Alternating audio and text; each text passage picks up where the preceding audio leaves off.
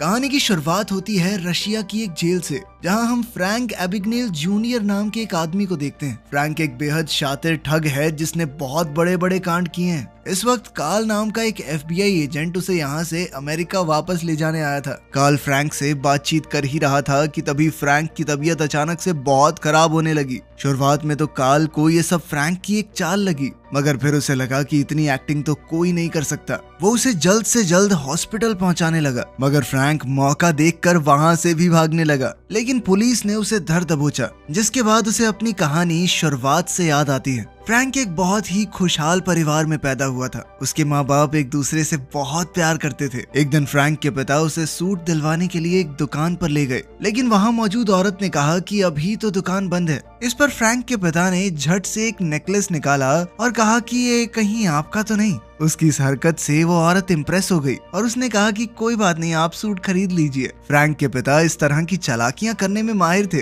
फिर उन्होंने फ्रैंक को ड्राइवर बन के गाड़ी चलाने को कहा और जल्द ही बैंक पहुंच गए। थोड़ी देर में बैंक का मैनेजर उन्हें रिसीव करने आया। दरअसल फ्रैंक के पिता को बिजनेस में बहुत बड़ा लॉस हुआ था, इसीलिए उन्हें बैंक से लोन की जरूरत थी। किसी और अकाउंटेंट की वजह से वो अपना टैक्स भरने में लेट हो गए, जिसके बाद उन्हें बहुत ज्यादा नुकसान उठाना पड़ा। लेकिन ये सब बताने के बावजूद भी कोई बैंक उनकी मदद करने को तैयार नहीं था। फ्रैंक के पिता की कार, प्रॉपर्टी, पैसे सब कुछ गवर्नमेंट ने जब्त कर लिया, मगर इस तंगी के बावजूद भी उन्होंने फ्रैंक का एक बैंक अकाउंट खुलवाया। फ्रैंक ने उनसे पूछा कि आप ऐसा क्यों कर रहे हैं, आप तो खुद कर्जे में हैं। इस पर उसके पिता ने कहा कि मेरी चिंता मत करो, तुम्हारी पूरी जिंदगी अभी आगे पड़ी है, तुम्हें अच्छे से जीनी है। उनकी जिंदगी में अचानक से तंगी आ गई थी, तो फ्रैंक को अपना स्कूल भी बदलना पड़ा। मगर स्कूल के पहले दिन ही इस नए स्कूल में एक लड़का फ्रैंक को परेशान करने लगा। वो उसका मजाक उड़ाते हुए कह के चला गया कि टीचर लग रहा है तू, अपनी उम्र के हिसाब से कपड़े पहना कर, समझा। फ्रैंक को उसकी इस हरकत से बहुत गुस्सा आया और वो सच में टीचर होने की एक्टिंग करने लगा। वो क्लास में पहुंचा और वहाँ पढ़ा रही असली टीचर से कहने लगा कि आप यहाँ क्या कर रही हैं, ये मेरी क्लास है, अभी मैं पढ़ाऊंगा, बाद में आना। बेचारी टीचर बहुत परेशान होकर वहाँ से चली गई। इसके बाद फ्रैंक ने उस लड़के को सबके सामने जलील किया। पूरे एक हफ्ते बाद जाकर स्कूल को पता चला कि इस तरह एक स्टूडेंट क्लास को पढ़ा रहा है, वो भी तब जब वो पूरी क्लास को ट्रिप पर ले जाने वाला था। जिसके बाद फ्रैंक के माँ बाप को उसके स्कूल में बुलाया गया। उसके पिता प्रिंसिपल के सामने तो पूरे सीरियस रहे, लेकिन बाद में फ्रैंक के साथ इस बात पर बहुत हंसे। एक दिन फ्रैंक जब घर पहुंचा तो उसने अपनी माँ के बेडरूम में किसी और को देखा। वो आदमी फ्रैंक के पिता के साथ काम करता था। उसकी माँ ने ये दिखाने की बहुत कोशिश की कि कुछ नहीं चल रहा और उसे थोड़े पैसे भी दिए कि लो बेटा अपने लिए कुछ ले लेना, लेकिन फ्रैंक सब कुछ समझ चुका था। कुछ दिनों बाद फ्रैंक के माँ बाप ने अलग होने का फैसला ले लिया। लॉयर ने फ्रैंक से पूछा कि तुम अपनी माँ के साथ रहना चाहोगे या अपने पिता के साथ। अपनी आंखों के सामने अपने परिवार को टूटता देख फ्रैंक बहुत दुखी हो गया। उससे ये सब और देखा नहीं जा रहा था। वो घर से भागकर किसी दूसरे शहर में चला गया। उसके पास ज्यादा पैसे तो थे नहीं, बस बैंक अकाउंट था और उसकी चेक बुक। वो धड़ाधड़ चेक काट के होटल वालों को देता गया, लेकिन जब धीरे धीरे चेक बाउंस होने लगे तो होटल वालों ने उसे निकाल दिया। फिर एक दिन बैठे बैठे उसे आइडिया आया कि चेक को बदला भी तो जा सकता है। ये थोड़े पुराने समय की बात है, तो उस वक्त इतनी ज्यादा एडवांस टेक्नोलॉजी नहीं थी। इसी चीज का फायदा उठाते हुए फ्रैंक धीरे धीरे नकली चेक्स बनाने लगा। वो चेक्स पर अलग अलग लोगों के नाम लिखकर उन्हें कैश करवाने लगा, और अगर बैंक की मैनेजर उसे कैश देने से मना कर देती तो वो एकदम कॉन्फिडेंस में अपने पिता के पुराने हथकंडे अपनाता, जैसे वो नेकलेस वाली ट्रिक, जिसके बाद उसका काम बन जाता। लेकिन धीरे धीरे उसका एक कांड पकड़ा जाने लगा। अब उसके चेक किसी भी बैंक में काम नहीं कर रहे थे। फिर एक दिन फ्रैंक की नजर होटल के बाहर एक पायलट पर पड़ी। सभी लोग उस पायलट की बहुत इज्जत कर रहे थे। ये देखकर फ्रैंक को आइडिया आया कि क्यों ना मैं पायलट ही बन जाऊं, असली नहीं नकली। तब तो सब उसकी बहुत इज्जत करेंगे और उसके चेक बड़ी आसानी से कैश आउट हो जाएंगे। फिर वो एक फर्जी रिपोर्टर बन के एयरपोर्ट चला गया और वहाँ के ऑफिशियल्स ने कहा कि मैं पायलट्स के ऊपर एक आर्टिकल लिख रहा हूँ, इसके लिए कुछ जरूरी चीजें जाननी होंगी मुझे। उसने सब कुछ पता किया कि पायलट्स को उनकी यूनिफॉर्म कहाँ से मिलती है, और उसने वहाँ पर कॉल करके कहा कि मेरा यूनिफॉर्म खराब हो गया है, क्या मैं एक नई वर्दी सिलवा सकता हूँ। थोड़ी चालाकियों के बाद फ्रैंक ने एक अच्छी सी यूनिफॉर्म खरीद ली। इसके लिए वो चेक से पेमेंट करने वाला था, मगर वहाँ के एम्प्लॉय ने कहा कि मुझे सिर्फ तुम्हारी पायलट ID चाहिए। फिर तुम्हें बिल्कुल भी पैसे देने की जरूरत नहीं है, हम अपने आप एयरलाइन से ले लेंगे। फ्रैंक ने अपनी नकली आईडी बनाई हुई थी और उसे ये यूनिफॉर्म फ्री में मिल गई। इसके बाद फ्रैंक अपने चेक को कैश करने बैंक में आया। जिस बैंक में उसे कोई भाव नहीं देता था, अब मैनेजर उसके पास खुद चल कर आया और उसने खुद ही उसके चेक को कैश करवाया। फिर उसे एक होटल से पता चला कि वो छोटे मोटे नहीं बड़े अमाउंट के चेक भी कैश करवा सकता है, लेकिन ये उसका सैलरी चेक होना चाहिए। इसके बाद फ्रैंक ने अपना नकली सैलरी चेक भी बनाना शुरू कर दिया। वो खिलौनों के प्लेन से एयरलाइन कंपनी का लोगो निकाल कर चेक पर चिपका देता। फिर वो सैलरी चेक लेकर बैंक चला गया, लेकिन मैनेजर ने कहा कि सर आप इसे डायरेक्ट एयरपोर्ट से कैश करवा सकते हैं। एयरपोर्ट में फ्रैंक किसी भी वक्त चेक को कैश करवा सकता था और ये बात उसे बहुत पसंद आई। वहाँ की रिसेप्शनिस्ट ने उससे पूछा कि क्या आज आप हमारे साथ उड़ने वाले हो। फ्रैंक ने हाँ कहा तो वो उसे डायरेक्टली प्लेन के अंदर ले गई। पायलट के लिए प्लेन में बैठना फ्री था। फ्रैंक कोई असली पायलट तो था नहीं, तो उसे बहुत डर लग रहा था, मगर उसने फिर भी सबके सामने काफी कॉन्फिडेंस दिखाया। फिर वो एक सुंदर सी एयर होस्टेस के पास गया और उससे पूछा कि क्या ये आपका नेकलेस है। अपने पिता की इस ट्रिक से उसने लड़की को इम्प्रेस कर लिया। फ्रैंक अपनी उम्र से थोड़ा बड़ा लगता था और किसी को शक नहीं हुआ कि वो 22-23 साल का एक असली पायलट नहीं है। फ्रैंक अपनी जिंदगी के पूरे मजे ले रहा था। उसने एक बैंक की मैनेजर के साथ भी फ्लर्ट करना शुरू किया और पूरे सिस्टम को समझने लगा कि चेक कहाँ से आते हैं, कहाँ जाते हैं, अकाउंट नंबर कैसे असाइन होते हैं, सब कुछ उसने पता लगा लिया। उसे पता चला कि बैंक के चेक्स को एनकोड करने के लिए टाइपराइटर का इस्तेमाल किया जाता है, तो उसने भी बिल्कुल वैसा ही सेकंड हैंड टाइपराइटर खरीद लिया। फ्रैंक अब नकली सा काम नहीं कर रहा था, उसका काम बहुत ज्यादा प्रोफेशनल हो गया था। धीरे धीरे वो चेक्स की मदद से ज्यादा रकम निकालने लगा और उसका ये फ्रॉड बड़े से बड़ा होता गया। उसकी इन हरकतों की खबर FBI तक पहुंच चुकी थी और उस केस को कार्ल नाम के एक एजेंट को असाइन कर दिया गया। वो अपने काम को बहुत सीरियसली लेता था। एक दिन फ्रैंक अपने पिता से मिला, जिन्हें वो अक्सर चिट्ठियां लिखकर बताता था कि आजकल क्या कर रहा है। फ्रैंक के पिता को लगता था कि उनका बेटा सच में पायलट बन चुका है। उन्हें उसके ऊपर बहुत फक्र हुआ। फ्रैंक ने कहा कि सरकार ने आपसे सब कुछ छीन लिया, तो मैंने अपनी कमाई से आपके लिए एक गाड़ी खरीदी है, वही जो मूवी में जेम्स बॉन्ड चलाता था। मगर फ्रैंक के पिता ने कहा कि टैक्स घोटाले के बाद सरकार अभी भी मेरे पीछे पड़ी है। अगर मैं ये गाड़ी ले गया तो कुछ दिन बाद वो इस गाड़ी को भी मुझसे छीन लेंगे। फ्रैंक के पिता का स्टोर भी बंद हो गया था, वो तंगी में ही चल रहे थे। फ्रैंक ने उन्हें पैसे देने का भी ऑफर दिया, मगर उन्होंने कहा कि मैं तुमसे पैसे नहीं ले सकता। फ्रैंक पूरे देश के सिस्टम को बहुत अच्छे से समझ चुका था। वो अलग अलग स्टेट्स के चेक दूसरी स्टेट में जाकर चलाता था। FBI बड़े ध्यान से उसकी सभी हरकतों पर नजर रखे हुए थी और जल्द ही वो उस होटल में पहुंच गए जहां फ्रैंक ने लास्ट चेक चलाया था। होटल में पूछताछ करते हुए पता चला कि फ्रैंक अभी भी उसी होटल में रह रहा है। वो इतने दिनों से वहां था कि अब उसकी जान पहचान होटल में सबसे हो चुकी थी। कार्ल बंदूक लेकर सीधा फ्रैंक के कमरे में पहुंचा। फ्रैंक समझ गया कि अगर कोई चालाकी नहीं दिखाई तो पकड़ा जाऊंगा, और वो कार्ल के सामने ऐसे दिखाने लगा कि हाँ शांत रह, मैं सीक्रेट सर्विस से हूँ। तुझे क्या लगा तू अकेला ढूंढ रहा है इस आदमी को? इस आदमी के पीछे पूरी सरकार लगी है। कार्ल ने कहा कि मुझे अपनी आईडी दिखाओ। मैं कैसे मानूं तुम जो कह रहे हो वही हो? इस पर फ्रैंक ने कहा कि तुम एक काम करो, मेरा पूरा बटवा ही रख लो, चेक कर लो शांति से। कार्ल एक हाथ से उस वॉलेट को खोल नहीं पा रहा था।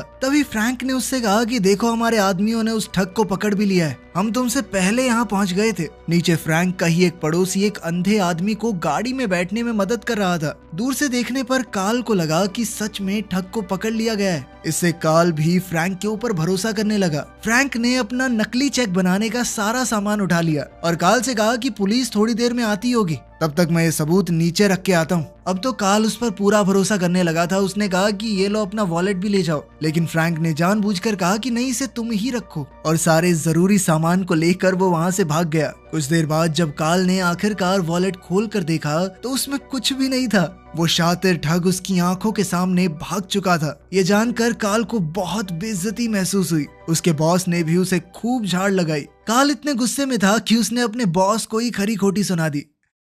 फ्रैंक जिस तरह पायलट होने का दिखावा करता था, ये बात धीरे धीरे एयरलाइंस को पता चलने लगी। अब यही स्कैम फिर से करते रहना थोड़ा मुश्किल था। प्रेस को जब इस बात का पता चला तो उन्होंने फ्रैंक को जेम्स बॉन्ड का नाम दे दिया। फ्रैंक इस बात से बहुत खुश हुआ और उसने बिल्कुल जेम्स बॉन्ड जैसे ही सूट पहनने शुरू कर दिए, गाड़ी भी वैसी ही खरीद ली। धीरे धीरे समय बीतता गया और क्रिसमस का समय आ गया। कार्ल अकेला अपने ऑफिस में काम कर रहा था। तभी फ्रैंक ने उसे कॉल करके कहा कि अब तक जो भी मैंने तुम्हारे साथ किया उसके लिए मैं माफी मांगना चाहता हूँ। फ्रैंक ने अपना पता भी उसे दे दिया, लेकिन कार्ल ने कहा कि तुम मुझे फंसा रहे हो ना, इस बार तेरे चंगुल में नहीं आऊंगा बेटे। साथ ही कार्ल ने कहा कि तेरे पास पैसा भले ही हो लेकिन तू बहुत अकेला है, इसीलिए तो मुझे फोन कर रहा है। फ्रैंक को ये बात बहुत बुरी लगी और उसने फोन रख दिया। लेकिन फ्रैंक इस बार सच कह रहा था। उसने अपना असली एड्रेस कार्ल को बताया था। आखिरी बार जब कार्ल ने फ्रैंक से बात की थी तो उसने अपना नाम बैरी एलन बताया था, जो कि एक कॉमिक बुक का कैरेक्टर है। कार्ल ने तभी अपने ऑफिस में फोन करके बताया कि ये कोई बच्चा है जो बस थोड़ा बड़ा दिखता है, उम्र बहुत कम है इसकी,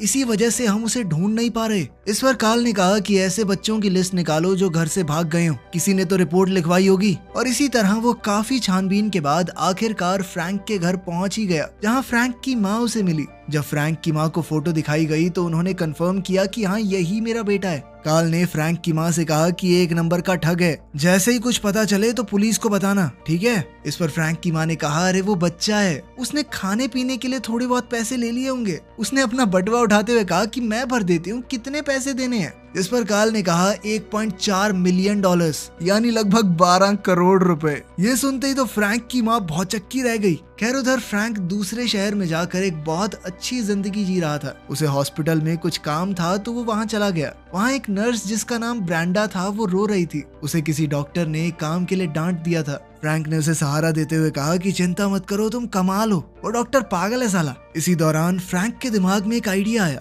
उसने ब्रेंडा से पूछा कि यहाँ कोई जॉब वैकेंसी है क्या। दरअसल अब पायलट बनना थोड़ा रिस्की हो गया था, तो फ्रैंक ने सोचा कि अब डॉक्टर बन जाते हैं। उसने कहीं और की भी नहीं, हार्वर्ड की डिग्री बनाई और इंटरव्यू के लिए चला गया। वहाँ मौजूद डॉक्टर को भी लगा कि सर, आप हमारे छोटे से अस्पताल में काम करेंगे। फ्रैंक अलग अलग डॉक्टर्स वाली मूवीज देख कर गया था, जिससे उसे पता रहे कि कैसे बर्ताव करना है। तो फ्रैंक ने जवाब दिया कि सर, मैं बड़े शहरों में नहीं, छोटे शहरों में लोगों की मदद करना चाहता हूँ। जिसके बाद उसे झट से नौकरी मिल गई। वो काम धाम कुछ करता नहीं था, बस डॉक्टर्स को आलतू फालतू सलाह देता रहता था। साथ ही खाली समय में वो और ब्रेंडा एक दूसरे के बहुत करीब आ गए। तभी एक दिन अचानक एक इमरजेंसी केस के लिए उसे बुला लिया गया। एक छोटे बच्चे को बहुत ज्यादा चोट आई थी। खून देखकर तो फ्रैंक हिल गया। उसने पूरा कॉन्फिडेंस रखते हुए डॉक्टर से कहा कि तुम इसमें क्या करोगे। डॉक्टर ने जो भी जवाब दिया उसने कहा कि बिल्कुल सही, मुझे कॉन्फिडेंस है कि तुम ये कर सकते हो। मैं कुछ देर में आता हूँ देखने की सही काम किया है कि नहीं। ये कहकर वो वहां से चला गया, लेकिन असलियत में तो उसकी हालत पतली हो गई थी।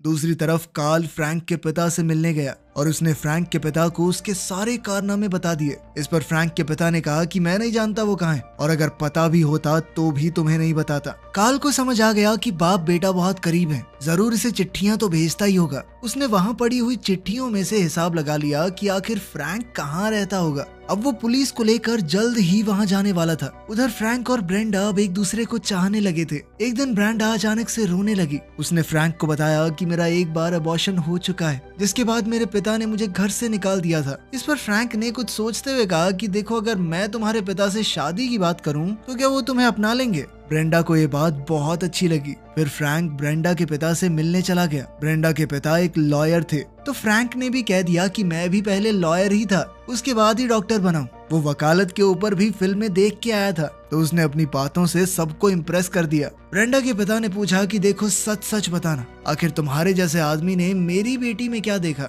इस पर फ्रैंक ने कहा कि मैं सिर्फ एक मामूली सा आदमी हूँ जो आपकी बेटी से प्यार करता है। जिसके बाद ब्रेंडा के पिता तो बहुत ज्यादा इम्प्रेस हो गए। फ्रैंक ने ब्रेंडा के पिता से पूछा कि अगर मैं यहाँ पर लॉ प्रैक्टिस करना चाहूँ तो मुझे क्या करना होगा। इस पर उन्होंने कहा कि तुमने लॉ स्कूल तो किया ही हुआ है, तो बस तुम्हें एक एग्जाम देना होगा, जिसके बाद तुम यहाँ पर प्रैक्टिस कर सकते हो। जिसके बाद फ्रैंक ने असलियत में पढ़कर एग्जाम दिया और लॉयर बन गया। इसके बाद कहानी फिर से प्रेजेंट में आई, जहाँ कार्ल ने फ्रैंक को अरेस्ट कर लिया था। कार्ल ने पूछा कि तुमने उस एग्जाम को पास कैसे किया। तो फ्रैंक ने कहा कि इस बात से क्या फर्क पड़ता है, लेके तो तुम मुझे जेल में ही जाएगा ना, कोर्ट में तो नहीं। कहानी फिर पीछे गई, जहां हम फ्रैंक को ब्रेंडा की फैमिली के साथ अच्छी तरह घुलते मिलते हुए देखते हैं। वो ब्रेंडा से शादी करने ही वाला था। उसने अपने पिता से मिलने की इच्छा जाहिर की और साथ ही उन्हें बताया कि गवर्नमेंट ने हमसे जो कुछ भी छीना था वो सब हम वापस हासिल करके रहेंगे, और फिर आप माँ को भी मना लेना और हम सब पहले की तरह एक साथ रहेंगे। उसके पिता ने बताया कि तुम्हारी माँ ने किसी और से शादी कर ली है। ये सुनकर फ्रैंक को बहुत बुरा लगा।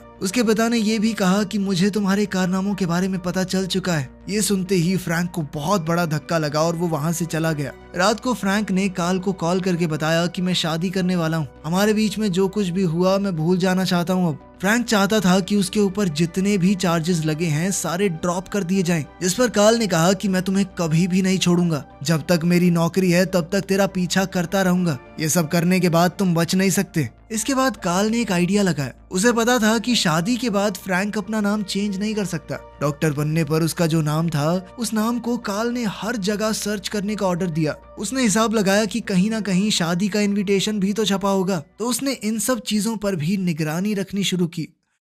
फ्रैंक की शादी हुई और सारे एजेंट्स वहां पहुंच गए। फ्रैंक ये देखते ही ब्रेंडा को लेकर अपने कमरे में आ गया। फ्रैंक ने ब्रेंडा को सब कुछ सच बताया कि वो आज तक लोगों को बेवकूफ बनाता आया है, लेकिन ब्रेंडा से वो सच्चा प्यार करता है। उसने कहा कि मैं यहाँ से अभी तो भाग रहा हूँ, तो मुझे एयरपोर्ट पर आकर मिलना, और तुम कहाँ जा रही हो इस बारे में किसी को कुछ मत बताना। अगले दिन एयरपोर्ट पर फ्रैंक ने ब्रेंडा का इंतजार किया। ब्रेंडा वहां आ तो गई, पर वो अकेली नहीं थी, उसके साथ एजेंट्स भी थे। फ्रैंक का वहां से निकलना बहुत ज्यादा मुश्किल हो गया था। तभी उसने एक आइडिया लगाया। वो एक कॉलेज में गया और कहा कि हमारी एयरलाइन बहुत सारी एयर होस्टेसेस को काम पर रख रही है। बहुत सारे इंटरव्यूज लेकर उसने सुंदर लड़कियों को सिलेक्ट कर लिया और उन लड़कियों को अपने आसपास रखकर वो पायलट की यूनिफॉर्म पहन के एयरपोर्ट में घुस गया। सभी पुलिस वाले उन सुंदर लड़कियों की खूबसूरती देखकर खो गए और फ्रैंक आसानी से वहां से निकल गया। इस सब के दौरान ही फ्रैंक जैसा दिखने वाला एक लड़का कार लेकर एयरपोर्ट के बाहर खड़ा हो गया। सारे FBI एजेंट उसे पकड़ने के लिए भागे। पकड़े जाने पर लड़के ने कहा कि एक बंदे ने मुझे पैसे दिए थे यहाँ खड़े होने के।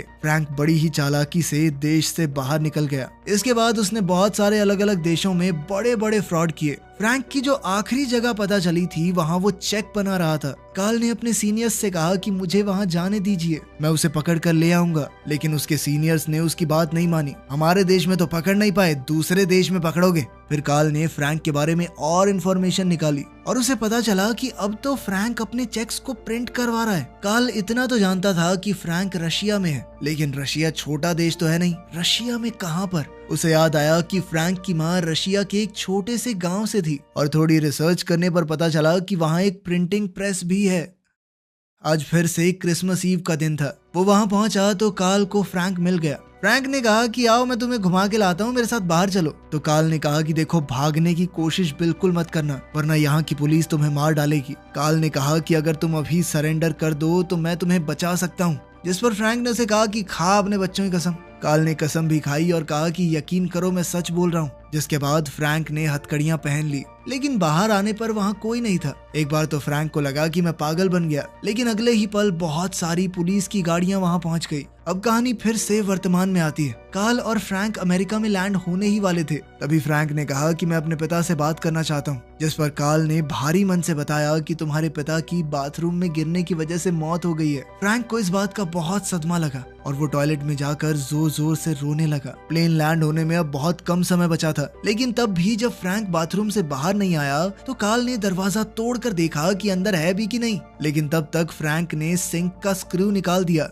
और वो जहाज के अंदरूनी हिस्से में घुस चुका था। जैसे ही जहाज के पहिए खुले, फ्रैंक मौका देखते ही वहाँ से भाग गया और वो उसी रात अपनी माँ से मिलने गया। उसने देखा कि उसकी माँ ने अपना नया परिवार बहुत अच्छे से बसा लिया था और उनकी एक छोटी बच्ची भी थी। उधर कार्ल जानता था कि फ्रैंक अपनी माँ के पास जरूर जाएगा और उसने वहाँ पहुंचकर फ्रैंक को अरेस्ट कर लिया। फ्रैंक की उम्र 19 साल से कम थी। कार्ल चाहता था कि उसे एक माइनर की तरह ट्रीट किया जाए, लेकिन सरकार इतना बड़ा घोटाला करने के लिए उसे बड़ी से बड़ी सजा देना चाहती थी। वो 10 साल के लिए अकेला जेल में सड़ने वाला था, किसी से बात भी नहीं कर पाएगा। फिर एक दिन कार्ल उससे मिलने के लिए आया। जिस तरीके से फ्रैंक फ्रॉड कर रहा था वैसे ही कोई और भी कर रहा है। फ्रैंक ने कहा कि मुझे उसका चेक दिखाओ। चेक देखते ही फ्रैंक समझ गया कि ये देखो, ये गड़बड़ है इसमें। और कार्ल ये समझ गया कि इस तरह के क्राइम को रोकने में सिर्फ फ्रैंक ही उसकी मदद कर सकता है। अगली बार वहां आते हुए कार्ल अपने साथ कुछ FBI एजेंट्स भी लाया था। उन्हें भी फ्रैंक का केस सॉल्व करने का तरीका काफी पसंद आया।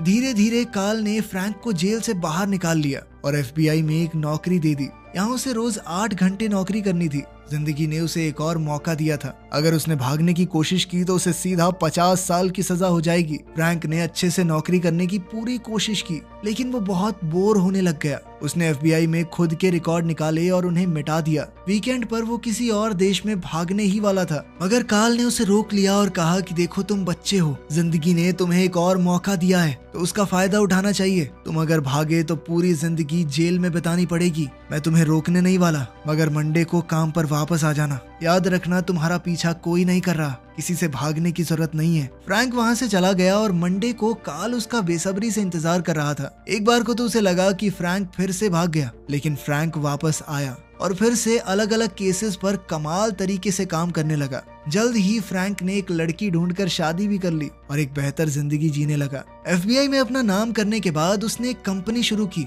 जो कि बैंक से जुड़े हुए सभी तरह के फ्रॉड्स को खत्म करने के लिए काम करती थी। अब फ्रैंक से बेहतर चोरों को कौन ही पकड़ सकता था। ये एक सच्ची कहानी है जिसमें फ्रैंक आखिर में सही तरीके से भी करोड़पति बन गया। वीडियो पसंद आई तो लाइक कर देना, चैनल को सब्सक्राइब कर लेना। मिलते हैं अगली वीडियो में।